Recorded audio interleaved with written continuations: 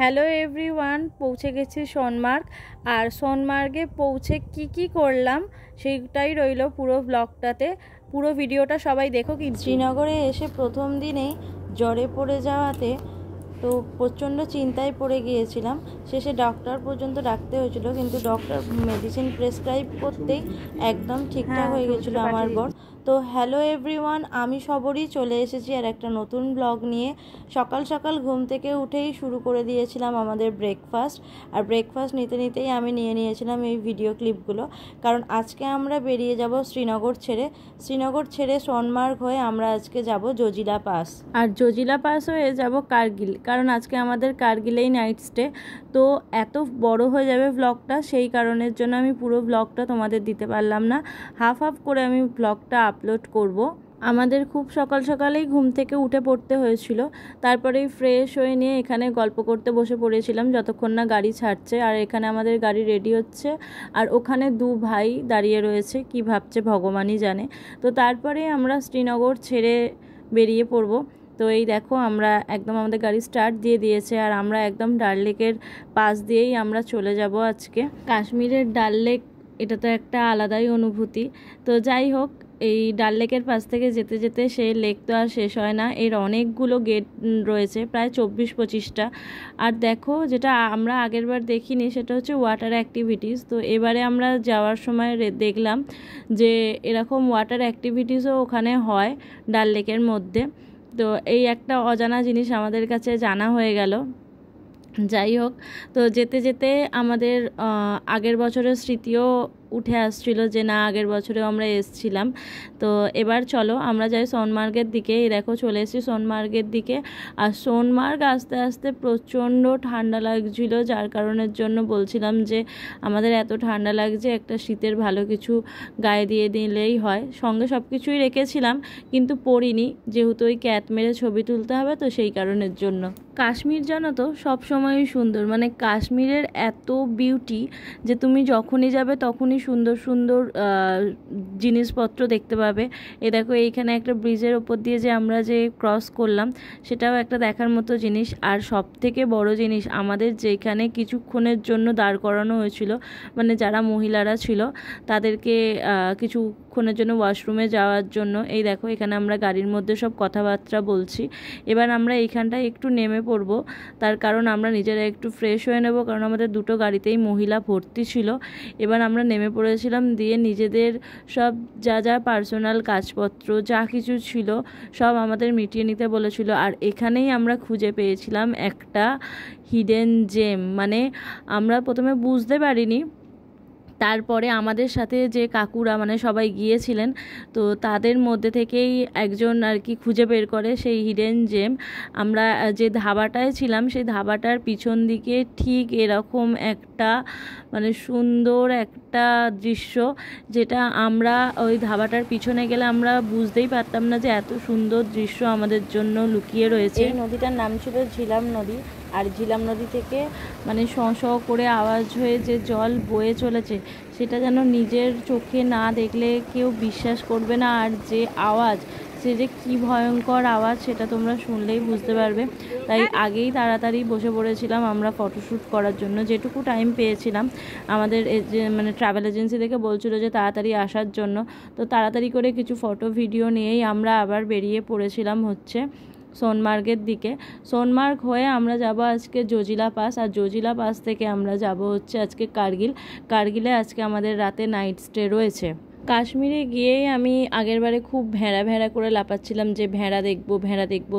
তো এবারে সেই শখ আমার অনেক পূর্ণ হয়ে গেছে, কারণ রাস্তায় পাল ভেড়া এবারে দেখতে পেয়েছি, যেগুলো দেখে আমার সত্যি খুব ভালো লেগেছে। মানে আমাদের এখানে তো ওরকমভাবে দেখা যায় না, তো ওরা সকাল হলে এই যে ছাগল নিয়ে ভেড়া নিয়ে আর কি যায় সবাই, ওই মানে প্রচুর দেখেছি এবারে, প্রচুর, মানে দেখে একদম মনটা শান্তি হয়ে গেছে। আর এই দেখো, আমরা চলে এসেছি সোনমার্গ। তো সোনমার্গের রাস্তা দিয়ে যেতে বড় উঁচু পাহাড়, চারিদিকে গাছ, পাহাড়ের মধ্যে গাছ, পাশ দিয়ে নদী বয়ে যাচ্ছে। অসাধারণ একটা দৃশ্য, যেটা হয়তো নিজের চোখে না দেখলে হয়তো কেউ বিশ্বাস করবে না। আমাকে কাশ্মীর যতবার যেতে বলবে আমি ততবার যেতে রাজি, কারণ কাশ্মীরের সৌন্দর্য আমাকে সবসময় টানে। হ্যাঁ, প্রথমবার পাহাড় দেখার অনুভূতি একটা আলাদা ছিল, কিন্তু কাশ্মীর যে একবার দেখে আসবে তার বারবার কাশ্মীর ছুটে যেতে ইচ্ছা করবে। জুন মাসের কাশ্মীর মানে আমরা আগের বারে দেখেছিলাম হচ্ছে এপ্রিল মাসের কাশ্মীর, আর এবারে দেখলাম জুন মাসের কাশ্মীর। তো কোনো অংশে কিছু কম নয়, এবারে চারিদিকটা শুধু গ্রিনারি আর গ্রিনারি দেখতে পেয়েছি। আর ওপরে দেখো নীল আকাশ, নিচে হচ্ছে নদী বয়ে চলেছে, দারুণ দারুণ এক্সপিরিয়েন্স। আর সত্যি কথা বলতে এবারে যে মানে আমরা যে ট্রাভেল এজেন্সির সাথে গেছি তাদের সাথে এক্সপিরিয়েন্স আমাদের খুব ভালো। তারপরেই চলে এসেছি দেখো সোনমার্গ, আর সোনমার্গে এসে আমাদের দুপুরের লাঞ্চ, তো আমরা লাঞ্চ করতে বসে পড়বো এখানে সবাই মিলে।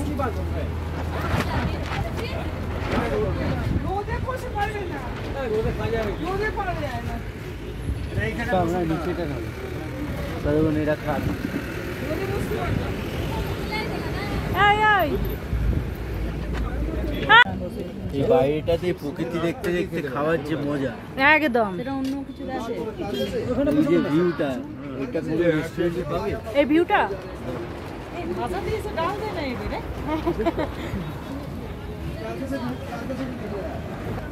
পাহাড় দেখতে দেখতে খাওয়ার যে ব্যাপার,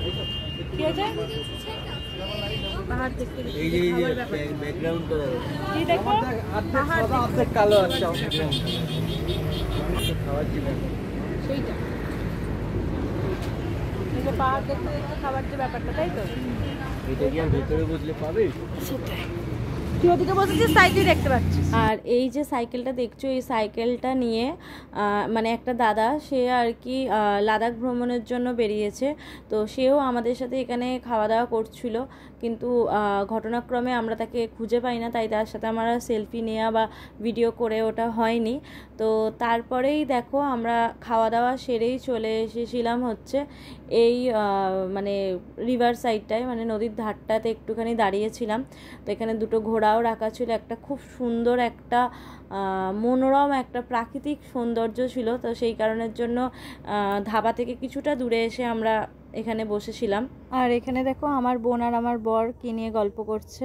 তারপরেই আমি আর আমার বর একটু ভিডিও বানিয়ে নিলাম, ব্লগে দেওয়ার জন্যই ভিডিও বানিয়ে নিলাম, আর কিছু ছবিও তুলে নিয়েছিলাম, কারণ এখানের ভিউটা এত সুন্দর ছিল যে ছবি আর ভিডিও না নিয়ে পারছিলাম না। পিছনে দুটো ঘোড়া আর চারিদিকে প্রাকৃতিক সৌন্দর্য।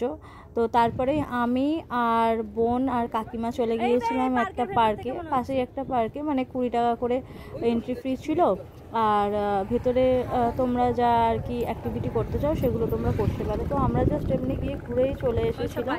এই পার্কটার ভেতরে আবার পিকনিক স্পটও রয়েছে, মানে পিকনিক স্পট ভাড়া দেওয়া হয়। তো সেখানের জন্যই মানে আমরা ঢুকেই 20 টাকা এন্ট্রি ফ্রি এই কারণের জন্য দিতে হয়েছিল। দেখো এখানে চেয়ার টেবিল সব রকম রাখা আছে, এখানে বাচ্চাদের মিকি মাউস থেকে ট্রাম্পোলিন থেকে সব কিছুটা রয়েছে, যদিও এইগুলো পেয়েবেল। তো আমরা তো যেহেতু বড় সেই জন্য আমাদের এইসবগুলো কিছু লাগবে না। তো আমরা শুধু পার্কটা এমনি ঘুরে জাস্ট একটু ঘুরেই বেরিয়ে চলে এসেছিলাম। বেলা পেট ভরে ভাত খাওয়ার পর তারপরে ঘুম কাটানোর জন্যই বলতে পারো কিছুটা এরকম ঘুরতে বেরোনো। আমরা যখন গেছি তখন সবে সবে পার্কটা আর কি খুলছে, মানে টাইমিংটাই তখন মানে অতটা ভিড় ছিল না। তো দেখো এখানে মিকি মাউসটাকে হালকা হালকা ফোলাচ্ছে তখনও, এই দেখো ফোলানো হয়ে গেছে মিকি মাউসটাকে। তো দেখো লাস্টে আমি একটা নিজের ভিডিও নিয়ে নিয়েছিলাম। তো আজকের মতো এতটুকুই, দেখা হবে আবার পরের ব্লগে। পরের ব্লগ খুব তাড়াতাড়ি আসছে, সঙ্গে থেকো সবাই।